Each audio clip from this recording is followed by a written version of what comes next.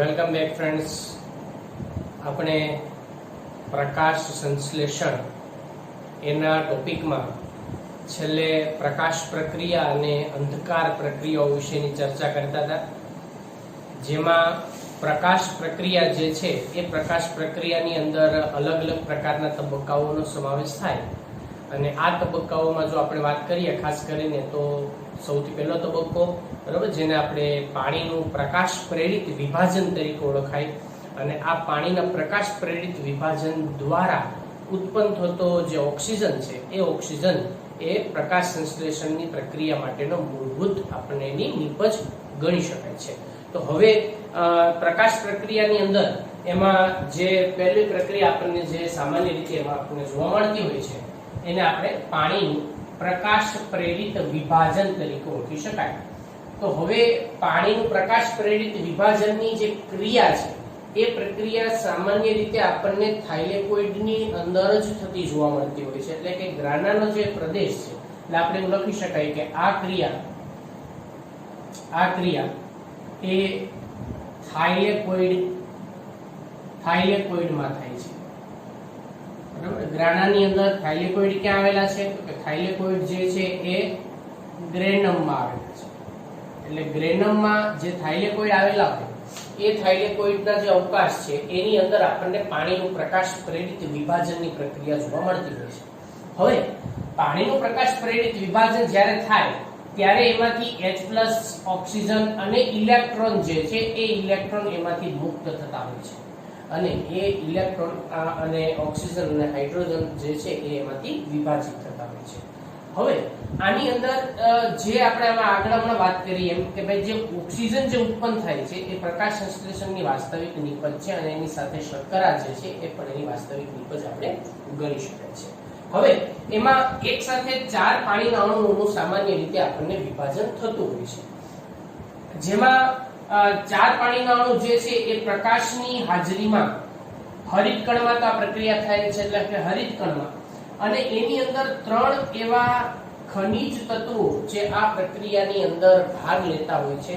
અને આની અંદર ખાસ આપણે જો વાત કરીએ એમાં તો Mn+2, બરાબર, કેલ્શિયમ અને ક્લોરીન, આ જે એમાંના ખનિજ તત્વો છે એ ખનિજ તત્વો પાણીના પ્રકાશ પ્રેરિત વિભાજનની જે પ્રકાશ પ્રક્રિયા છે એમાં ભાગ લેતા હોય છે.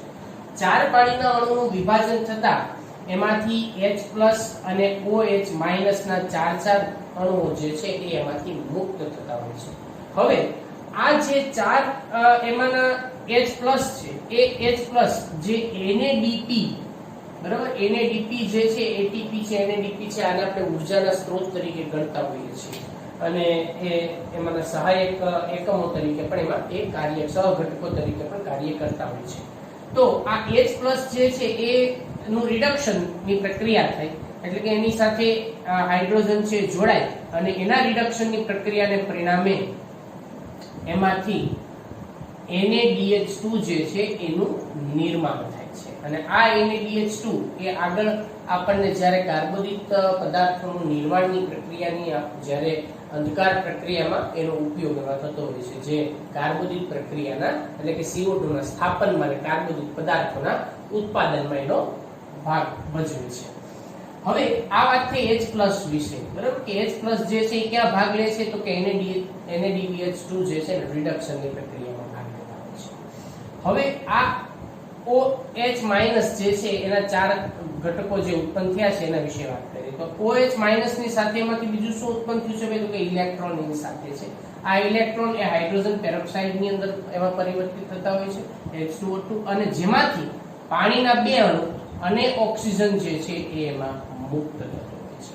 અને આ ઇલેક્ટ્રોન જે છે એ ઇલેક્ટ્રોન, બરાબર, આમાંના જે ઇલેક્ટ્રોન છે એ ઇલેક્ટ્રોન પાછા આપણને ક્યાં ફરતા જોવા મળે છે? તો કે એ ફોટોપિગમેન્ટ સિસ્ટમ 2 જે છે એની અંદર આ ઇલેક્ટ્રોન પાછા એ પરત ફરતા હોય છે. એટલે આપણે એવું પણ એની અંદર કહી શકાય કે આ ઇલેક્ટ્રોન જે PS2, બરાબર, PS2 ફોટોપિગમેન્ટ સિસ્ટમ 2, એટલે જે આપણે એમાં રંજક દ્રવ્ય તંત્ર 2 જે છે જેમ PS2 માં પરત ફરે છે.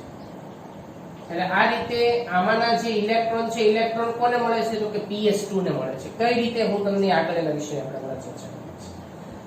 તો આ પ્રક્રિયામાં જે જરૂરી પ્રકાશનું જે શોષણ છે એ સામાન્ય રીતે કોના વડે થાય છે તો કે PS2 વડે થાય છે. અને NADP જે છે એનાથી રિડક્શનમાં વપરાતો જે H+ અને એ ક્યાં તો કે pH1 માંથી પ્રાપ્ત થાય છે. અને pH1 માંથી આ pH1 માંથી પ્રાપ્ત થાય છે પછીથી, અને એ રીતે એમાં CO2 ના રિડક્શનમાં ઉપયોગમાં આવતા હોય છે. તો આ આખી પ્રક્રિયા જે છે એને આપણે પાણીનું પ્રકાશ પ્રેરિત વિભાજન કહી શકાય, જેના પરિણામે આપણને NaBH2 અને ઓક્સિજન જે છે આ બે મૂળભૂત એમાંના એકમો તરીકે અથવા તો મૂળભૂત નિપજ તરીકે આપણને એમાંથી પ્રાપ્ત થતા જોવા મળતા હોય છે. તો હવે આપણે એના પછી પ્રકાશ પ્રક્રિયા જે છે એ પ્રકાશ પ્રક્રિયાની બીજી અને બહુ અગત્યની એવી પ્રક્રિયાઓ એના વિશેની હવે એમાં આપણે ચર્ચા કરીએ. તો આગળ જે વાત કરી હતી એમ કે ભાઈ પ્રકાશ પ્રક્રિયાની અંદર બીજા તબક્કાની અંદર ઇલેક્ટ્રોન પરિવહન તંત્ર આખો એવો ભાગ લેતું હોય છે, જેને આપણે એમાં વિજાણુ પરિવહન તંત્ર તરીકે પણ ઓળખી શકાય. અને આ વિજાણુ પરિવહન તંત્રની અંદર બે પ્રક્રિયા આપણને જોવા મળે છે, જેને આપણે ફોટોફોસ્ફોરાઇલેશન તરીકે ઓળખવામાં આવે છે. તો પ્રકાશ પ્રક્રિયાની અંદર બીજી અગત્યની પ્રક્રિયા જેને આપણે કહીએ છીએ ફોટોફોસ્ફોરાઇલેશન.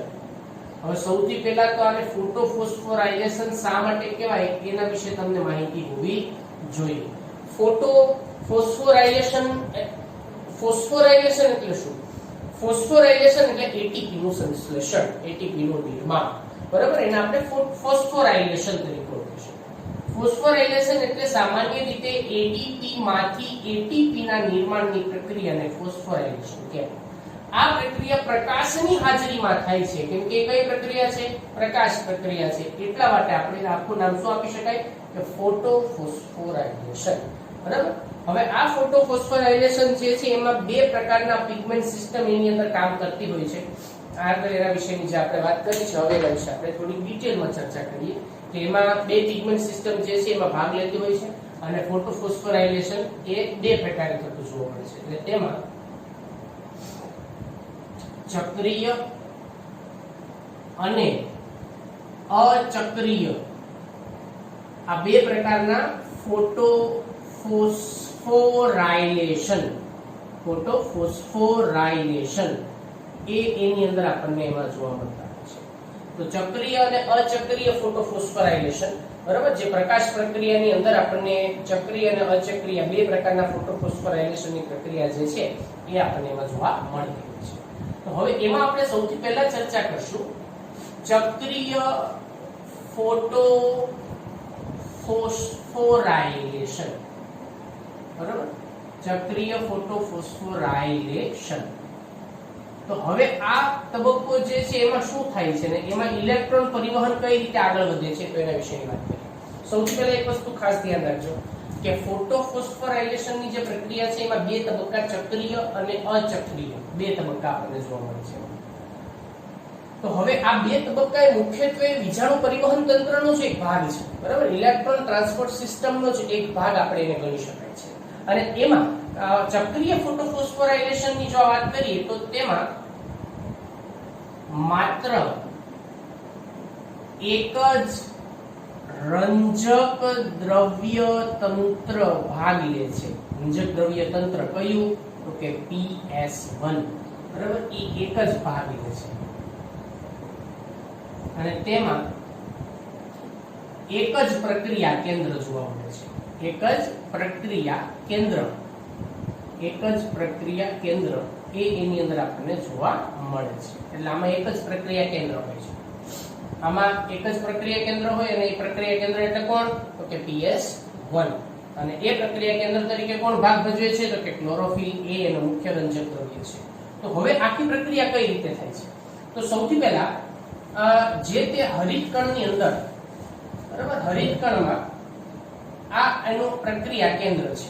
અને આ પ્રક્રિયા કેન્દ્ર જે છે એને આપણે અહીંયા નામ આપીએ છીએ PS1, બરાબર? પ્રક્રિયા કેન્દ્ર કયું? ફોટોપિગમેન્ટ સિસ્ટમ 1. આ ફોટોપિગમેન્ટ સિસ્ટમ 1 જે છે એની અંદર આપણે એમાં કેટલી તરંગ લંબાઈનું એ શોષણ કરે છે એમાં તો એની અંદરથી 700 નેનોમીટર તરંગ લંબાઈનું શોષણ કરે છે. એટલા માટે આપણે એને શું નામ આપીએ છીએ P700 બરાબર. આપણે શું અહીંયા નામ આપશું એનું P700. અને મુખ્ય રંજક દ્રવ્ય તરીકે કોણ છે એમાં? તો કે ક્લોરોફિલ A મુખ્ય રંજક દ્રવ્ય છે. હવે એની સાથે બીજા કેટલાક સહાયક એકમો જે છે એ સહાયક એકમો એની આસપાસ આપણને જોવા મળતા હોય છે, જેને આપણે પ્રકાશગ્રાહી સંકુલ તરીકે ઓળખી શકાય. અને આ પ્રકાશગ્રાહી સંકુલની અંદર એમાં જે ઘણા બધા એમાં પ્રકાશગ્રાહી એકમો જે આપણને એમાં ભાગ લેતા જોવા મળતા હોય છે. હવે શું થાય, જ્યારે એમાં સૂર્યનો પ્રકાશ, બરાબર, જ્યારે સૂર્યપ્રકાશ જે છે સૂર્યપ્રકાશ એ એની ઉપર ફોટોન સ્વરૂપે આપાત થાય. આ ફોટોન સ્વરૂપે હોય છે, યાદ રાખજો, બરાબર. આ કયા સ્વરૂપે છે? ફોટોન. તો એમાં ધારો કે 4 ફોટોન આપાત થાય તો આ 700 નેનોમીટર તરંગલંબાઈ એમાંથી પ્રાપ્ત કરી અને એ એક્ટિવેટ થાય છે. આપણે આગળ વાત કરી છે કે એકમાંથી બીજામાં, બીજામાંથી ત્રીજામાં, પછી એ બધું એનર્જી કોને આપે છે? તો કે ક્લોરોફિલ A ને આપે છે. પ્રક્રિયા કેન્દ્ર તરીકે વર્તે છે અને 700 નેનોમીટર તરંગલંબાઈ પ્રાપ્ત થતા એ એક્ટિવેટ થાય છે. એક્ટિવેટ થવાની સાથે એમાંથી 4 ઇલેક્ટ્રોન જે છે એ 4 ઇલેક્ટ્રોન ઉત્સર્જિત થાય છે, બરાબર. એમાંથી કેટલા ઇલેક્ટ્રોન? 4 ઇલેક્ટ્રોન ઉત્સર્જિત થાય છે. અને આ 4 ઇલેક્ટ્રોન એક ઇલેક્ટ્રોન ગ્રાહક અથવા તો જેને આપણે વિજાણુ પરિવહન તંત્રની અંદરનો જે ઇલેક્ટ્રોન એક્સેપ્ટર જેને ગણી શકાય, પ્રાથમિક ઇલેક્ટ્રોન ગ્રાહક જેને આપણે કહી શકાય છે, એવા FRS માં એ ઇલેક્ટ્રોન જે છે વહન પામે છે, જેને કહેવાય ફેરેડોક્સિન રિડ્યુસિંગ સબસ્ટન્સ, બરાબર. આ એક પ્રકારનું પ્રોટીનમય ઘટક છે જેને ફેરેડોક્સિન રિડ્યુસિંગ સબસ્ટન્સ તરીકે ઓળખવામાં આવે છે. અને આ એમાંનો ઇલેક્ટ્રોન ગ્રાહક છે, બરાબર. આ જે છે એ ઇલેક્ટ્રોન ગ્રાહક છે અને એમાંથી ઇલેક્ટ્રોન જે છે એને સ્વીકારે છે.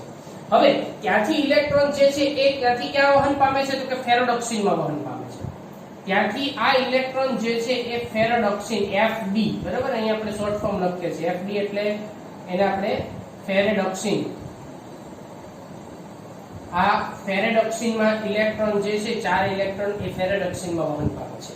ત્યાંથી ઇલેક્ટ્રોન સાયટોક્રોમ તંત્રમાં, સાયટોક્રોમ પરિવહન તંત્રમાંથી પસાર થાય. એટલે ત્યાંથી આવે છે એ ક્યાં? તો કે સાયટોક્રોમ B ની અંદર આવે છે, અથવા તો આપણે એને સાયટોક્રોમ B6 તરીકે પણ ઓળખી શકાય છે. તો સાયટોક્રોમ B6 માં એ દાખલ થાય છે. સાયટોક્રોમ B6 માંથી આ ઇલેક્ટ્રોન જે છે ક્યાં આગળ વહન પામે છે? તો કે સાયટોક્રોમ B6 માંથી એ વહન પામે છે સાયટોક્રોમ F ની અંદર વહન પામે છે. પણ એ પહેલા આ ઇલેક્ટ્રોન જે છે ફેરેડોક્સિન માંથી સાયટોક્રોમ ની અંદર દાખલ થાય એ પહેલા એ એક ADP ની સાથે ફોસ્ફેટના અણુનું ફોસ્ફોરાયલેશનની પ્રક્રિયા થાય અને એના પરિણામે એમાંથી એક ATP નું નિર્માણ થાય છે, બરાબર. સેમ પ્રક્રિયા જ્યારે ઇલેક્ટ્રોન જે છે ઇલેક્ટ્રોન સાયટોક્રોમ B6 માંથી સાયટોક્રોમ F ની અંદર વહન પામે એ તબક્કા દરમિયાન પણ એ એક ADP નું ફોસ્ફોરાયલેશનની પ્રક્રિયા થઈ, એ ફોસ્ફેટ એની સાથે જોડાય અને એમાંથી એક ATP જે છે એ ATP નું નિર્માણ થાય છે. એટલે આ ઇલેક્ટ્રોન હવે અત્યારે ક્યાં છે? તો કે સાયટોક્રોમ F ની ત્યાં છે. સાયટોક્રોમ F માંથી એક પ્લાસ્ટોસાયનિન માં ઇલેક્ટ્રોન આવે છે. ત્યાંથી ઇલેક્ટ્રોન ફરીવાર ક્યાં આવે છે? તો કે PC, બરાબર, જેને આપણે પ્લાસ્ટોસાયનિન તરીકે ઓળખી શકાય. પ્લાસ્ટોસાયનિન એમાં ઇલેક્ટ્રોન, પ્લાસ્ટોસાયનિન આમાં ઇલેક્ટ્રોન આવે છે. પ્લાસ્ટોસાયનિન માંથી આ ઇલેક્ટ્રોન જે છે એ ઇલેક્ટ્રોન ત્યાંથી આગળ વધી અને પાછા 4 ઇલેક્ટ્રોન પોતાના મૂળ પ્રક્રિયા કેન્દ્ર જે છે ત્યાં પરત ફરે છે. હવે આ જે આખી ઘટનાક્રમની જે આખી વાત કરીને એને આપણે શું કહીશું? તો કે વિજાણુ પરિવહન તંત્ર તરીકે ઓળખી શકાય. આ છે આખું સાયટોક્રોમ તંત્ર અથવા વિજાણુ પરિવહન તંત્ર તરીકે ઓળખી શકાય. અને આ વિજાણુ પરિવહન તંત્ર જેને આપણે ઇલેક્ટ્રોન વિજાણુ એટલે ઇલેક્ટ્રોન, બરાબર, એટલે ઇલેક્ટ્રોન ટ્રાન્સપોર્ટ સિસ્ટમ, આ જે છે ને આપણે શું નામ આપશું? તો કે વિજાણુ પરિવહન તંત્ર. અને આ પરિવહન તંત્ર મારફતે ઇલેક્ટ્રોન જે છે એ ત્યાંથી ફરીવાર પોતાના મૂળ પ્રક્રિયા કેન્દ્રમાં આવે છે. એટલે કે આ તબક્કો મૂળ જ્યાંથી ઇલેક્ટ્રોન ઉત્સર્જિત થયો ત્યાંથી વિજાણુ પરિવહન તંત્રમાંથી પસાર થઈ અને ફરીવાર પોતાના પ્રક્રિયા કેન્દ્ર ઉપર ઇલેક્ટ્રોન પાછો ફરે છે, જેથી આ આખી પ્રક્રિયાને આપણે શું નામ આપ્યું છે? અહીંયા ચક્રીય ફોટોફોસ્ફોરાયલેશન તરીકે ઓળખી શકાય. અને આ પ્રક્રિયાને અંતે આપણને કેટલા ATP? 2 ATP એનામાંથી પ્રાપ્ત થતા જોવા મળે છે. ATP નંબર 1 અને ATP નંબર 2. એટલે આ આખો તબક્કો જેને આપણે શું કહેશું, એમાં ચક્રીય ફોટો ફોસ્ફોરાયલેશન તરીકે એને ઓળખવામાં આવે છે. તો આ વાત થઈ આપણે એમાં જે ચક્રીય ફોટો ફોસ્ફોરાયલેશન છે એ ચક્રીય ફોટો ફોસ્ફોરાયલેશન PS1 એમાં પ્રક્રિયા કેન્દ્ર છે. P700 એટલા માટે કહેવાય કેમ કે 700 નેનોમીટરની તરંગ લંબાઈનું શોષણ કરે છે.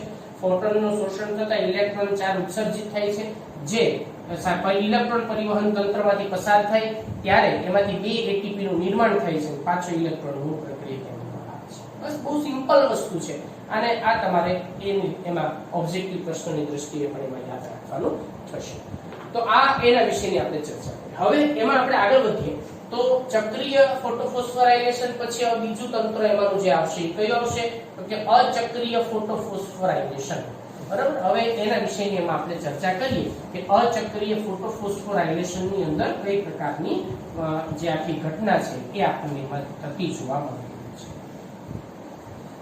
તો હવે એમાંની જે બીજી પ્રક્રિયા છે એને આપણે હવે દર્શાવીએ એમાં, અને એ છે અચક્રીય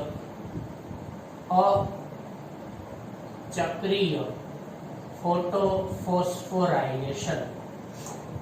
હવે આ પ્રકારનું જે ફોટોફોસ્ફોરાયલેશન છે ને એમાં બે પ્રકારના પ્રક્રિયા કેન્દ્ર જોવા મળે છે. બરાબર, એટલે તેમાં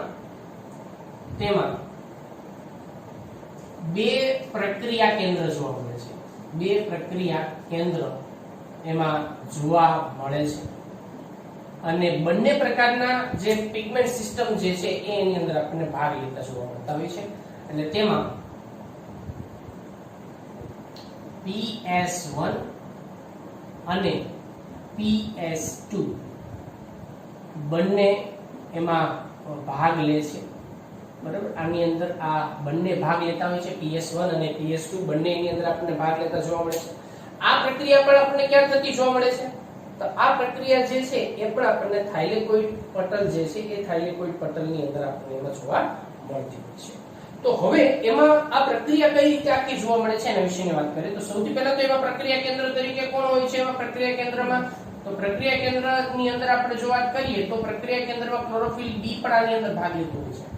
પણ ક્લોરોફિલ A ને આપણે મુખ્ય પ્રક્રિયા કેન્દ્ર તરીકે લઈને જો આપણે આગળ વધીએ તો એમાં સૌથી પહેલા તો આ જે આખી સિસ્ટમ છે, બરાબર, એને આપણે કહીએ છીએ PS2. આ PS2 એટલે પ્રક્રિયા કેન્દ્ર જે છે, બરાબર, એ PS2 થી આપણે શરૂ કરીએ છીએ. અને એમાં P680, કેમ શા માટે ભાઈ P680, તો એનું કારણ એ છે કે એ 680 નેનોમીટર તરંગ લંબાઈનું શોષણ કરીને ઉત્સર્જિત થતી હોય છે અને એની આસપાસ આપણને ઘણા બધા બીજા અન્ય જે રંજક દ્રવ્ય જે તંત્ર છે એમાંના એકમો જે છે એ એકમ પણ આપણે આસપાસ ફરતે એમાં જોવા મળતા હોય છે, જેની સંખ્યા એ સામાન્ય રીતે 250 થી 500 કે 400 જેટલી પણ અલગ અલગ જોવા મળતી હોય છે. તો હવે આની અંદરથી શું થાય છે, બે પ્રક્રિયા કેન્દ્ર હોય, એક છે PS2 અને હવે બીજો પ્રક્રિયા કેન્દ્રની જો આપણે એમાં વાત કરીએ તો બીજો પ્રક્રિયા કેન્દ્ર છે એમાંનો PS1. બરાબર, જેને આપણે અહીંયા દર્શાવીએ તો આ છે એમાંનો બીજો પ્રક્રિયા કેન્દ્ર અને એક બીજો પ્રક્રિયા કેન્દ્ર છે PS1. હવે આ PS1 જે છે, PS1 એટલે આપણે શું કહે છે P700, કેમ કે 700 નેનોમીટર તરંગ લંબાઈનું શોષણની પ્રક્રિયા એમાંથી આપણને એ કરતું હોય છે ને એટલા માટે આપણે એની અંદર આપણે વાત કરશું. તો આની અંદર પણ આપણ જે છે એ છે ક્લોરોફિલ A અને આની પણ આપણે ધારો કે ક્લોરોફિલ A અથવા B, બરાબર, જે કોઈ પણ એની અંદરના પ્રક્રિયા કેન્દ્ર તરીકે વર્તતા હોય છે. અને આની આસપાસ પણ આપણને ઘણા બધા જે લાઇટ હાર્વેસ્ટિંગ કોમ્પ્લેક્સ, બરાબર, એટલે વીજાણુ પરિવહન અથવા તો પ્રકાશગ્રાહી સંકુલોમાંના જે બધા ઘટકો છે ને એ આની ફરતે પણ આપણને જોવા મળતા હોય છે. તો આ બે પ્રક્રિયા એની અંદરના આપણને ભાગ લેતા જોવા મળે. સૌથી પહેલા શું થાય હવે સમજો. હવે એમાં જે કોઈ પણ ફોટોન જે છે એ ફોટોન આના ઉપર આપાત થાય છે. આ છે 4 ફોટોન. 4 ફોટોન એના પર આપણને આપાત થાય અને 4 ફોટોન આપાત થવાની સાથે એમાંથી આ કેટલી તરંગ લંબાઈ મેળવે, 680 નેનોમીટર તરંગ લંબાઈ જેવી અને આ બધામાંથી પ્રાપ્ત થાય પ્રક્રિયા કેન્દ્રને, એટલે પ્રક્રિયા કેન્દ્ર એમાંથી 4 ઇલેક્ટ્રોન ઉત્સર્જિત કરે છે. 4 ઇલેક્ટ્રોન. અને આ 4 ઇલેક્ટ્રોન જે છે એ કોને આપે છે તો કે એમાંનો જે કોઈ પણ અજ્ઞાત ઇલેક્ટ્રોન ગ્રાહક, આપણે અહીંયા એ નામ આપશે ભાઈ ધારો કે કોઈ અજ્ઞાત ઇલેક્ટ્રોન ગ્રાહક જે છે બરાબર એને આપણે પ્રાપ્ત થાય છે. તો ઇલેક્ટ્રોન ગ્રાહી એને આપણે એવું નામ આપી દઈએ. શું આપી દઈએ? ઇલેક્ટ્રોન ગ્રાહી. એને આ ઇલેક્ટ્રોન જે છે એ પ્રાપ્ત થાય છે. હવે ત્યાંથી આ ઇલેક્ટ્રોન એ પ્લાસ્ટોક્વિનોન માં દાખલ થાય છે. હવે એ ધીમે ધીમે આ ઇલેક્ટ્રોન જે છે એ ક્યાં આવે છે તો કે PQ. PQ એટલે કોણ? પ્લાસ્ટોક્વિનોન. બરાબર. આ બધું Q એટલે શું તો કે ક્વિનોન. અહીંયા PQ એટલે શું તો કે પ્લાસ્ટોક્વિનોન. પ્લાસ્ટોક્વિનોન. હવે ત્યાંથી ઇલેક્ટ્રોન જે છે એ ઇલેક્ટ્રોન સાયટોક્રોમ B6 માં આવે છે. ત્યાંથી ઇલેક્ટ્રોન આવે છે સાયટોક્રોમ B6 માં, એટલે CYT B6. ત્યાંથી ઇલેક્ટ્રોન પસાર થાય સાયટોક્રોમ B6 માં. સાયટોક્રોમ B6 માંથી આ જે 4 ઇલેક્ટ્રોન છે એ ત્યાંથી આવે છે ક્યાં તો કે સાયટોક્રોમ F માં આવે છે. ત્યાંથી આવે છે સાયટોક્રોમ F માં, એટલે સાયટોક્રોમ F માં આવે છે. સાયટોક્રોમ F માંથી આ ઇલેક્ટ્રોન જે છે પ્લાસ્ટોસાયનિન માં આવે છે, જેને આપણે PC તરીકે ઓળખીએ છીએ. બરાબર. પ્લાસ્ટોસાયનિન. પ્લાસ્ટોસાયનિન. પ્લાસ્ટોસાયનિન માંથી ઇલેક્ટ્રોન જે છે પાછો પોતાના સ્થાન ઉપર ફરવાને બદલે ક્યાં દાખલ થાય છે તો કે બીજા પ્રક્રિયા કેન્દ્ર જે છે એમાં આપણને આ ઇલેક્ટ્રોન દાખલ થાય છે. એટલે આ ઇલેક્ટ્રોન પાછો ક્યાં આવે છે? PS1 માં પાછો થાય છે. પેરેલલ આપણે એ વાત પણ જાણીએ છીએ કે એની અંદર પાણીનું પ્રકાશ પ્રેરિત વિભાજન થાય, જેમાં મેં PS1 અને PS2 નો ઉલ્લેખ કર્યો તો એ પણ કદાચ તમે જાણતા હશો કે એનો પણ આપણે ઉલ્લેખ કર્યો છે. એ હું હમણાં પછી વાત કરું છું. પણ આ એટલે PS1 માં ઇલેક્ટ્રોન ક્યાંથી પ્રાપ્ત થાય છે તો કે PS1 માં ઇલેક્ટ્રોન જે છે એ PS2 માંથી પ્રાપ્ત થાય. સાથે એમાં ફોટોન તો હોય જ, એમાં ફોટોન તો આપત થતા જ હોય છે. એટલે એવું નથી કે પ્રકાશ નો ફોટોન નો એમાં ન સ્વીકાર કરે. ફોટોન તો એની અંદર પ્રાપ્ત થતા જ હોય છે, પણ સાથે સાથે આનો જે ઇલેક્ટ્રોન છે ઇલેક્ટ્રોન પણ એમાં પ્રાપ્ત થાય છે. આ સમયગાળા દરમિયાન જ્યારે સાયટોક્રોમ તંત્રમાંથી પસાર થાય ત્યારે એની અંદર એક ADP ની સાથે એક ફોસ્ફોરાયલેશનની પ્રક્રિયા કરે છે અને એક ATP નું નિર્માણ કરે છે. બરાબર. એટલે એક ATP ના નિર્માણની પ્રક્રિયા આપણને આ સાયટોક્રોમ તંત્રમાંથી પસાર થવાની સાથે એની અંદર જોવા મળશે. હવે પાછો આ 700 નેનોમીટર તરંગલંબાઈનું જ્યારે શોષણ કરે ને એટલે પાછો એક્ટિવેટ થાય. એક્ટિવેટ થવાની સાથે 4 ઇલેક્ટ્રોન ઉત્સર્જિત કરે અને આ 4 ઇલેક્ટ્રોન ઇલેક્ટ્રોન ગ્રાહી એકમ જે છે એ ઇલેક્ટ્રોન ગ્રાહી એકમ, બરાબર, એમાં આ ઇલેક્ટ્રોન જે છે એક્સેપ્ટ કરે છે, જેને આપણે ઇલેક્ટ્રોન એક્સેપ્ટર તરીકે ઓળખી શકાય. અને ત્યાંથી આ 4 ઇલેક્ટ્રોન યાદ કરજો, PS1 માંથી પ્રાપ્ત થતા 4 ઇલેક્ટ્રોન જે NADH અથવા તો NADP ના રિડક્શનમાં વપરાતા હોય છે અને આ NADP આના રિડક્શનમાં આ ઇલેક્ટ્રોન જે છે આપણને વપરાતા જોવા મળે છે. હવે આ પ્રક્રિયાને હું અહીંયા થોડી અધૂરી રાખું છું, પણ એની સાથે પાણીનું જે પ્રકાશ પ્રેરિત વિભાજન થાય છે તો એના વિશે વાત કરીએ તો 4H2O એમાંથી બે ઘટકો છૂટા પડે છે. બરાબર. એમાં 4 એક છે 4OH- અને 4H+ છે ને. તો આ 4H+ જે છે સીધા ક્યાં આવશે તો 4H+ અહીંયાની સાથે આવશે. જો 4H+ આવી ગયા. આ 4H+ જે છે એમાંથી શું ઉત્પન્ન થશે અહીંયા તો કે NADPH2 એનું નિર્માણ થાય. એટલે અહીંયા બે ઘટકો આપણે લઈએ તો આ રીતે એની અંદર 2 NADPH2 નું નિર્માણની પ્રક્રિયા જોવા મળશે. હવે આ જે 4OH- જે છે એ OH- નું શું થાય હવે તમે વિચારજો.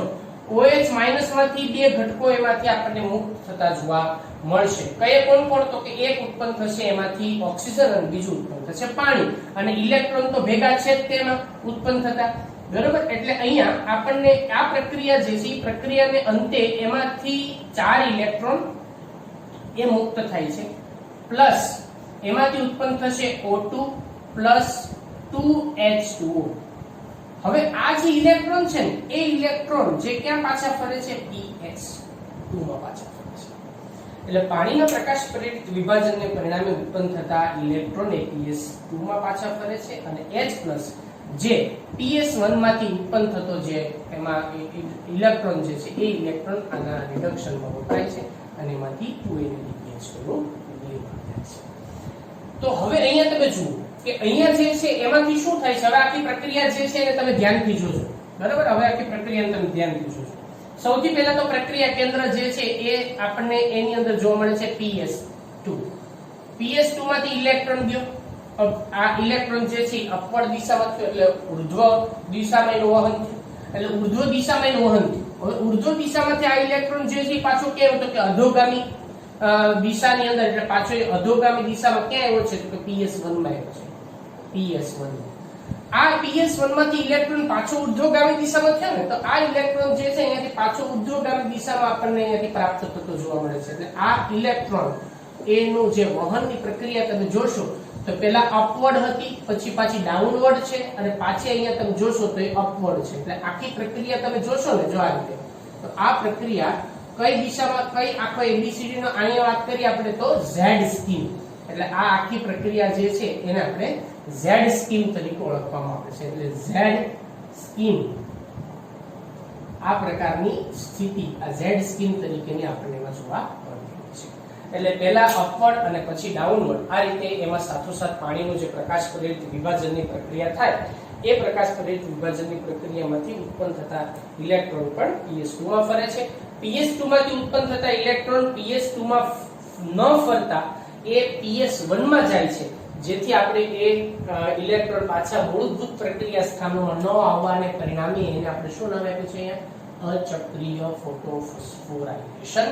અને એને પરિણામે આ તબક્કામાં આપણને શું પ્રાપ્ત થાય છે તો કે એક ATP અને આપણને NADH2 આના નિર્માણની પ્રક્રિયા આપણને એમાંથી જોવા મળતી છે. તો આ રીતે PS1 અને PS2 એ બંને Z સ્કીમ આખી કઈ રીતે એમાં કરતા હોય છે, એ ચક્રીય અને અચક્રીય તબક્કો જે પ્રકાશ પ્રક્રિયાનો મુખ્ય તબક્કા તરીકે આપણને જોવા મળે છે, એના વિશેની ચર્ચા.